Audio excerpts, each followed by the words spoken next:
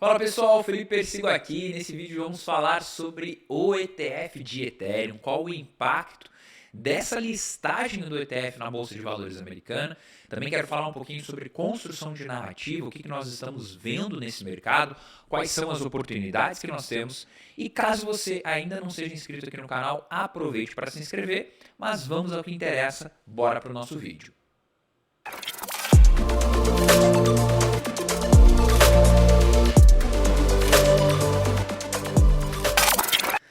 Bom, vamos lá, né? Construções e narrativas, acho que a gente pode começar por aqui. Eu sempre gosto muito de falar que o mercado cripto, ele é feito por narrativas, ele é feito por coisas que as pessoas estão falando, coisas que as pessoas estão desejando, vamos assim dizer, e isso tudo se resume a uma palavra chamada de narrativa. A gente tem narrativas em diversos segmentos, né? A gente pode pegar aqui narrativas na política, narrativas em mercados de capitais, narrativas até mesmo com o mercado de saúde. A gente pode pegar narrativas de qualquer tipo de mercado, né? Narrativa nada mais é do que uma ideia construída e implementada, não vou dizer na cabeça das pessoas, mas colocada de uma forma geral aí na mídia, nas notícias, esse tipo de coisa. E qual que é o impacto de uma narrativa hoje para o mercado cripto? Se a gente constrói uma narrativa certa, a gente tende a ver o preço daquele ativo subindo, tá? Vou dar um exemplo de uma narrativa que foi construída ao redor do Bitcoin há muito tempo, tá? Isso aqui lá desde o seu início, tá? Que foi a narrativa de que Bitcoin era algo de golpista, era algo para criminoso, era algo para se comprar e esconder dinheiro de forma ilegal, ou até mesmo coisas de dinheiro que não existia. E por que essa narrativa ela foi construída lá atrás? Caso você não conheça, o Bitcoin ele ficou conhecido por conta de um site chamado Silk Road, como se fosse a Rota da Seda na tradução em português. E esse site, inclusive tem uma série, um filme acho que no Netflix ou é na Amazon Prime, que conta bem essa história. Nada mais foi do que um cara com uma ideia horrível de criar um e-commerce para comercialização de artigos ilícitos, drogas, armas, coisas nesse sentido, coisas até piores, onde o pagamento seria feito exclusivamente com moedas virtuais, mais precisamente o Bitcoin. Então, quando o Bitcoin ele fica conhecido, é por conta desse site, é por conta desta polêmica que surgiu, e aí o Bitcoin ele fica então conhecido por algo ruim, né? Essa foi a primeira narrativa que construíram atrás do Bitcoin. Naquela época, o governo americano, ele confiscou os Bitcoins do Silk Road, e são Bitcoins que eles detêm parte até hoje, parte desses Bitcoins já foram leiloados. Então, eu gosto de dizer que o governo americano foi o primeiro detentor de Bitcoin em grande escala. Obviamente que foi por conta de uma apreensão, né, desse site, porém, não deixou de ser guardado e comercializado depois. Então vem a primeira narrativa, uma narrativa ruim. Depois que vem uma narrativa, a gente vai precisar desconstruir essa narrativa, que foi o que demorou muito tempo para se desconstruir a narrativa de que era algo ruim, que era um dinheiro que não existia, ou que era algo de golpista. Ali por 2015, 2016, surgiu uma outra narrativa de que o Bitcoin não teria lastro. Pô, o Bitcoin não tem lastro, o Bitcoin não gera caixa, porque o Bitcoin não tem isso, não tem aquilo. Só que as pessoas começaram também a entender um pouco mais sobre lastro e perceberam que o nosso querido dólar também não tem lastro. A única diferença é que o lastro do dólar ele é baseado talvez em petróleo, talvez no mercado americano como um todo, na questão armamentícia dos Estados Unidos. Tudo bem, é um pouco mais palpável do que um lastro de uma tecnologia, como no Bitcoin, mas também é baseado em um único ponto, confiança. Lógico que que o mercado americano ele traz bastante confiança. É lógico que a questão armamentícia traz uma certa confiança. E aí as pessoas começaram a entender que também o dólar não tinha esse lastro que eles acreditavam que tinha, que não, é baseado em ouro, é isso, é aquilo. E começaram a entender que o Bitcoin não ter lastro não era algo ruim, mas sim algo normal. Então, quando a gente pega o lastro do Bitcoin, hoje eu poderia dizer que o lastro do Bitcoin é a confiança na sua tecnologia. O blockchain, um conjunto de tecnologias que já funciona há mais de 12, 13, 15 anos, sem travar, sem parar de funcionar um dia, um minuto, nem nada nesse sentido. Então, a narrativa construída no Bitcoin lá no início era algo ruim, a gente veio desconstruindo essa narrativa e até que começou-se então a construir uma narrativa positiva, ali a partir de 2020, principalmente depois da MicroStrategy ter publicamente falado que deixaria seu caixa em Bitcoin, porque confiava mais em Bitcoin do que em dólar. Isso é um marco para o mercado cripto.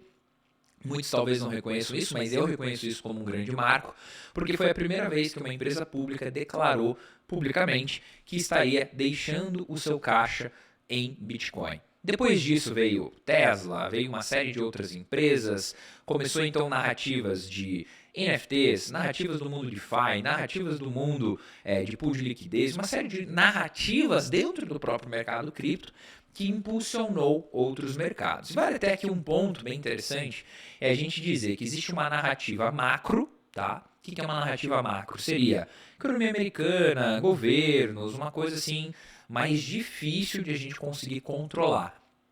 E aí eu diria que nós temos as narrativas mais micro, né? Que são aquelas narrativas dentro do mercado cripto, como NFT, como DeFi, airdrops, listas privadas. A gente tem as narrativas de cada setor, de cada segmento, e isso impacta também o mercado de uma outra maneira.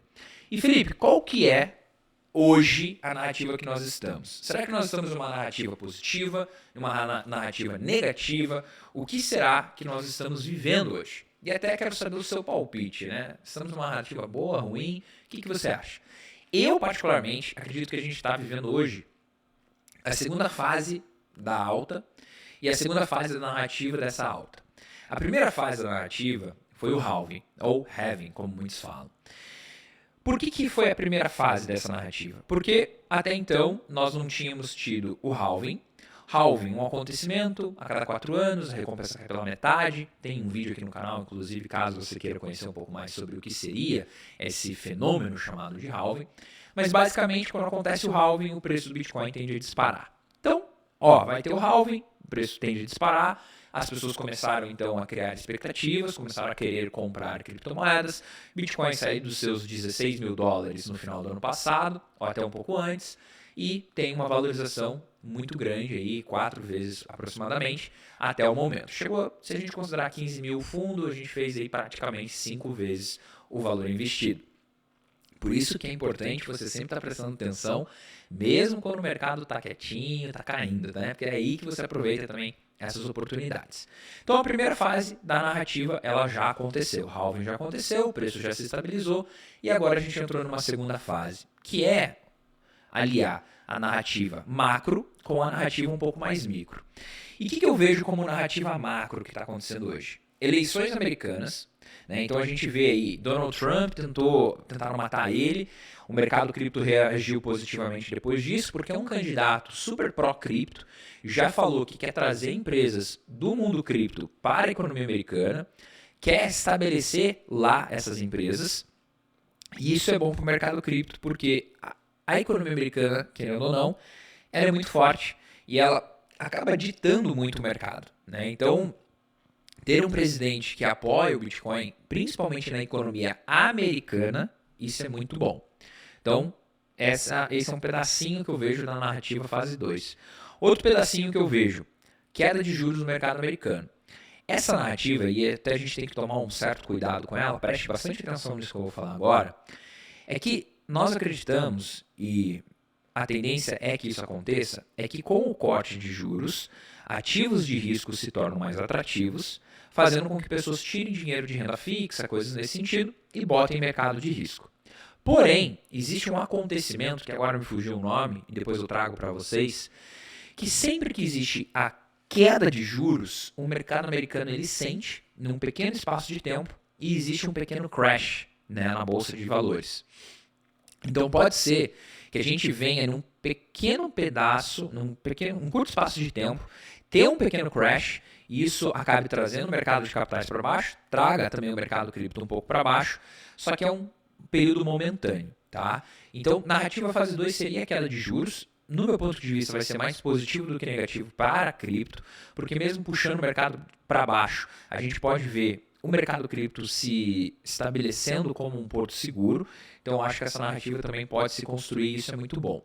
Quando a gente olha para o mercado cripto hoje, existem várias narrativas que elas estão também começando a tomar forma, como, por exemplo, a narrativa da alt season, que nada mais é do que uma temporada onde outras moedas, que não é o Bitcoin, tendem a subir bastante. Tá? Eu realmente acredito nessa narrativa, já vivenciei esse mercado, ciclos completos, 2 vezes, estou no meu terceiro, estou investindo desde 2016, empreendo desde 2017, já fundei empresa, já vendi para o Grupo Itaú aqui no mercado cripto. Então, eu já vi muita coisa acontecendo. Até publiquei recentemente no meu Twitter, falando que, apesar de estar bastante tempo nesse mercado, eu nunca me senti tão preparado e tão capaz de estar investindo em cripto, né? Muitas vezes ali, mesmo 2020, 2021, às vezes eu ficava com uma pulguinha atrás da orelha em botar um pouco mais de dinheiro, em alavancar um pouco mais, né? Aumentar minha posição. E hoje eu digo que eu estou muito preparado, porque com essa última queda do Bitcoin que saiu ali para 70 mil e foi para 53, eu comprei Bitcoin a 54, comprei Ethereum a 3 mil, 3.100, 3.200 e estou acumulando. Então, assim, nunca me senti tão preparado e nunca me senti tão otimista com o mercado cripto. Tá? Então, quando a gente alia a narrativa do mercado cripto, narrativa macro, a gente vê dados on-chain, que são aquelas análises, aqueles dados que o blockchain nos traz, a gente percebe que a gente está com todos os cenários positivos para uma alta, para uma continuidade de alta. Tá? Não acreditem em pessoas que estão falando que o mercado de baixa começou, né? Nós estamos aqui em julho de 2024, o mercado de baixa não começou nesse momento, não sei quando que você vai estar vendo esse vídeo, se é daqui a um ano ou não, mas nessa data que eu estou gravando esse vídeo, o mercado de baixa não começou. Pelo contrário, eu acredito que nós vamos ter mais pernada de alta e o Bitcoin deve buscar patamares maiores, tá? E por que eu falo isso? Para que você possa entender que existem narrativas, existe o mercado cripto, e quando a gente une essas duas coisas, o mercado cripto tende a subir. Felipe, até agora você falou de narrativa, falou de uma série de coisas, e o ETF do Ethereum, né? Para que a gente se atente aqui ao principal tópico do vídeo. Falar de narrativa, não tem como a gente falar do ETF de Ethereum sem falar de narrativa, sem falar desse histórico do Bitcoin. Por quê? Olha essa narrativa que está construindo.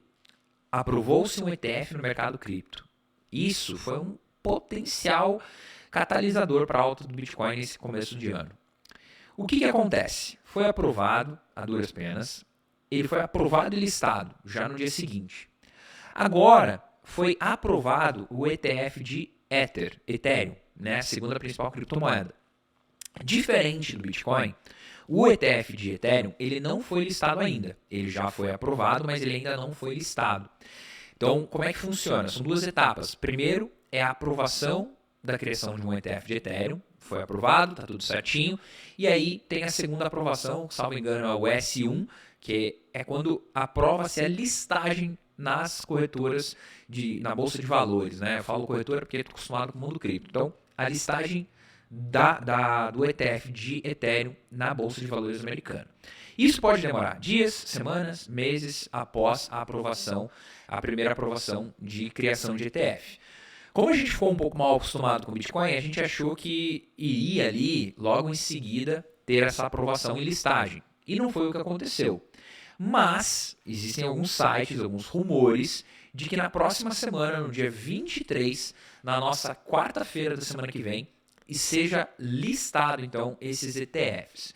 Só para mostrar para vocês o que aconteceu com o preço do Bitcoin quando foi aprovado esse ETF e o que eu acredito que deva acontecer agora nos próximos dias. Vou colocar aqui na tela para vocês darem uma olhada no gráfico do Ethereum, tá? Nós vínhamos, então, ali de um período, dia 12 de março, de queda, onde ele atingiu $4.100 e ele vinha caindo praticamente 30%, tá? Então, chegou a bater aqui $2.800 aproximadamente, dia 15 de maio, tá?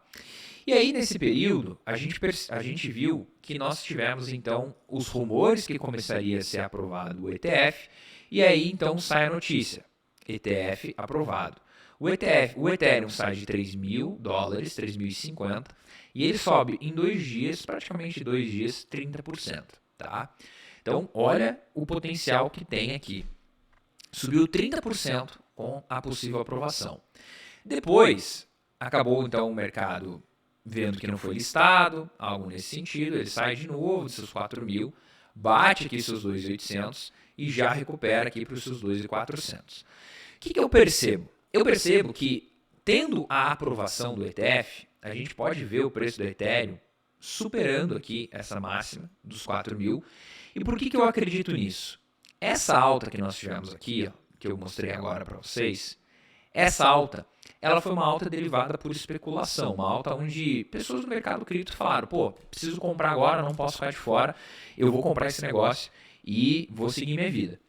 Porém, uma coisa diferente que vai acontecer agora, que não aconteceu ali, é que quando a gente lista os ETFs, tá, existe entrada de dinheiro no mercado. E quando a gente tem a entrada de dinheiro no mercado, é muito possível que a gente veja, por exemplo, o Ethereum fazendo aqui uma formação nos próximos dias, e com a entrada a gente veja o preço do Ethereum subindo. Por quê? Porque nós vamos ter dinheiro novo entrando no mercado. Dinheiro novo, gente. Se a gente pega o Bitcoin, quando teve a aprovação do ETF, nós tivemos bilhões de dólares. Alguns bilhões de dólares entrando dentro do mercado. Se a gente pega aqui, ó, o Bitcoin Treasuries, tá, que é um site onde mostra basicamente quanto de dinheiro tem nos ETFs, se a gente pega aqui, ó, os ETFs agora, a gente vai conseguir ver que nós temos só no ETF da BlackRock 20 bilhões de dólares. Daí a gente tem Grayscale, a gente tem outros aqui também, e isso corresponde a 70 bilhões de dólares. Se a gente pega o Bitcoin, que hoje tem um market cap de 1,2 tri, né, então é uma quantia relevante, beleza, não é tanto, é tantos por cento, 5%, beleza, não é muito, mas é. Só que se a gente pega sobre o valor do Ethereum, vamos pegar aqui que entre 20 bi, 30 bi, 40 bi em Ether, se a gente for ver agora no Ether quanto que isso corresponde, ó, vamos colocar aqui CoinMarketCap, só para vocês terem uma ideia. Se a gente pega agora, o Ethereum tem 400 bilhões. Se a gente pega 70 bi, cara, é muito dinheiro, é 15% de tudo que tem aqui. Para a gente ser pessimista, que seja 15 bi de dinheiro entrando aqui, já é dinheiro. 20 bi também já é dinheiro, né? Então, assim, tem uma onda para chegar no Ether. Eu acredito que o preço dele deva superar os seus 4.000 após a listagem, tá? Eu realmente acredito que possa acontecer. E a gente vai ver o patamar do Ethereum se estabilizando de forma diferente. Uma coisa boa que o Ethereum tem que o Bitcoin não tem é que você consegue ter uma renda passiva dele de mais ou menos 3% ao ano. Sendo que existem diversos outros protocolos de restaking, onde você deixa esse dinheiro travado, que é ainda melhor, ou seja, não tem venda de Ethereum. E aí, quando a gente fala de narrativas, ETF de Ethereum, uma série de outras coisas, o que acontece? Já protocolaram o ETF de Solana. Hoje tem 70 bi. Aí sim, se a gente vê 10 bi, 20 bi entrando em Solana, Solana pode chegar a um preço bem interessante ainda. Então, eu acredito que é só questão de tempo para a gente ver essas narrativas de outros ETFs sendo criados, tá? E, mais precisamente, do Ethereum, eu acredito que a gente deva passar os 4.000 dólares assim que esse ETF ele for aprovado, tá? Eu não estou aqui cravando, dizendo que vai chegar a 5.000, 10.000, 20.000, quanto muitos ficam falando, mas eu acredito que se você ainda não se posicionou, é um bom momento. Né? Também não gosto de ficar falando que tem que se posicionar só porque vai aprovar ETF. Você tem que ter a tua carteira porque é bom ter esse ativo na carteira, mas nós temos que ter Ethereum, Bitcoin, no mínimo, na nossa carteira. E se você quiser aprender a investir, é iniciante, intermediário, avançado, quer aprender a fazer pools de liquidez, quer saber como ter renda passiva, como ter uma série de coisas, eu quero te convidar a conhecer a minha comunidade chamada Meu Plano Cripto, que está com as vagas da 7ª turma aberta até domingo. O link vai estar aqui na descrição. E se você gostar desse vídeo também, não esquece de deixar seus comentários, deixar seu like, para que esse vídeo alcance ainda mais pessoas. Beleza, galera? Um grande abraço e eu vejo vocês no nosso próximo vídeo.